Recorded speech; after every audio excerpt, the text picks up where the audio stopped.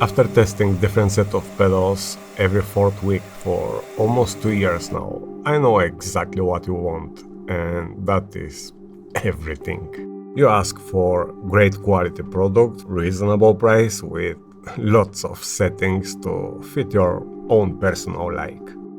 I love some gear and there are some extraordinary products on the market, but what I love the most is to see mid-range products closing the gap in terms of quality for half the price and make more people like us, the mortals, happy. So, VNM Lite Preset Pedals model is for now the best quality work I ever tested in the under 500 euro price, and I've tested quite a bit lately. Combination of powder coating, steel and aluminum body, ball bearing and all moving parts, 200 kg Mavin load cell, contactless angle sensor for clutch and throttle, aluminum case for the 24-bit electronics, and strong secure cable connection, which is absolutely overkill. The price of this serious kit is $370 before taxes, and the highest I have seen here in Europe after VAT was 489 euro. From quality, nothing come even remotely closer in that price range and can definitely put some way more expensive pedals to shame. So, let's get closer look.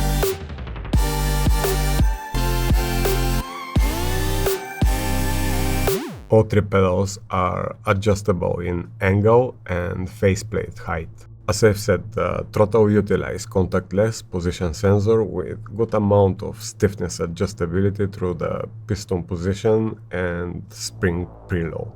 The softest settings were way too light for me, and the hardest gave me muscle fatigue after 10 minutes drive, so hopefully we're all gonna find the sweet spot, and for me that was exactly in the middle. The pedal throw is also adjustable from the soft stoppers, which also make those very silent in operation.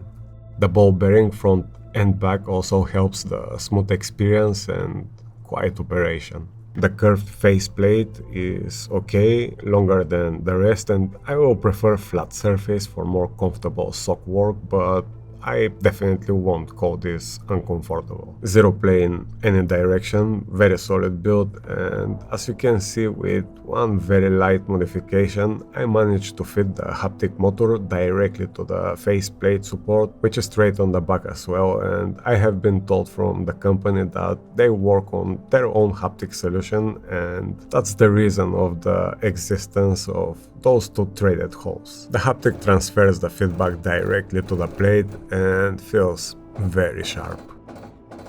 So, nothing crazy, but for sure well functional, silent and comfortable throttle for my personal like. Nothing to complain about.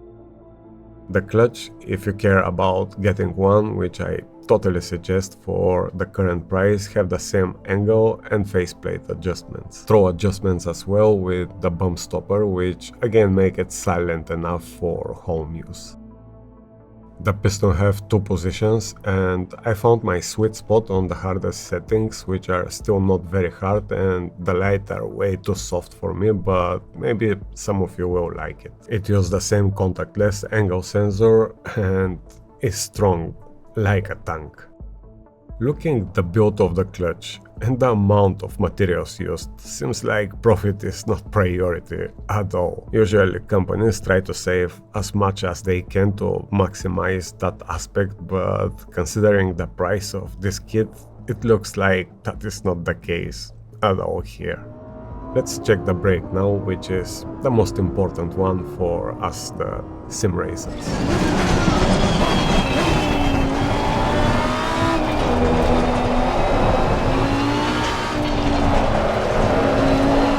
Same build quality with ball bearing in the moving parts and same angle and faceplate height adjustment. Of course I fit a haptic motor in the same way as I did with the Throttle. Here we have 200 kg load cell in vertical position, and I like the mix of springs in different stiffness and elastomer, which give precise and progressive feeling.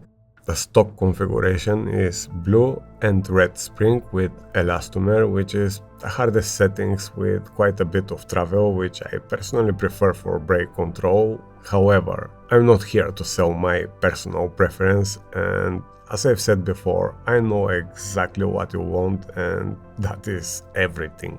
There are not many settings available in that stock kit, particularly in terms of movement and stiffness, but the construction of that build in combination with the 200 kg load cell can fully utilize wide range of settings. I spoke with the guys from VNM and gave them few ideas how to take full advantage and cover all of us and our different preferences.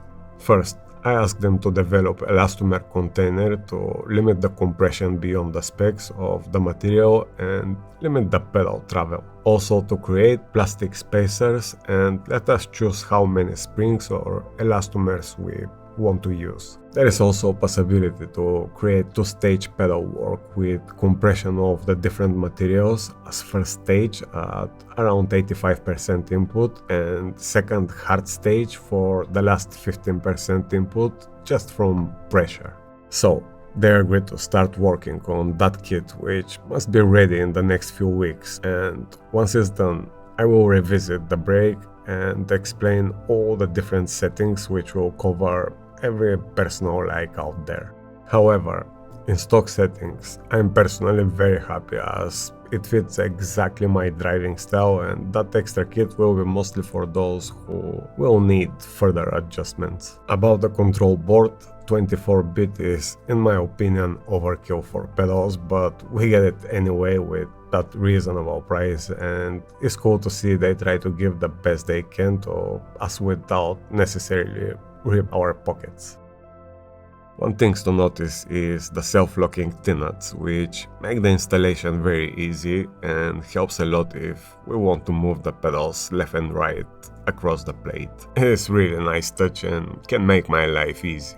The software is great as well with very easy calibration process, and don't forget to calibrate properly every time you change settings. Check also how much you rest your feet on each pedal and add some dead zone on top and bottom. Curves are also possible, but I'm on the linear side.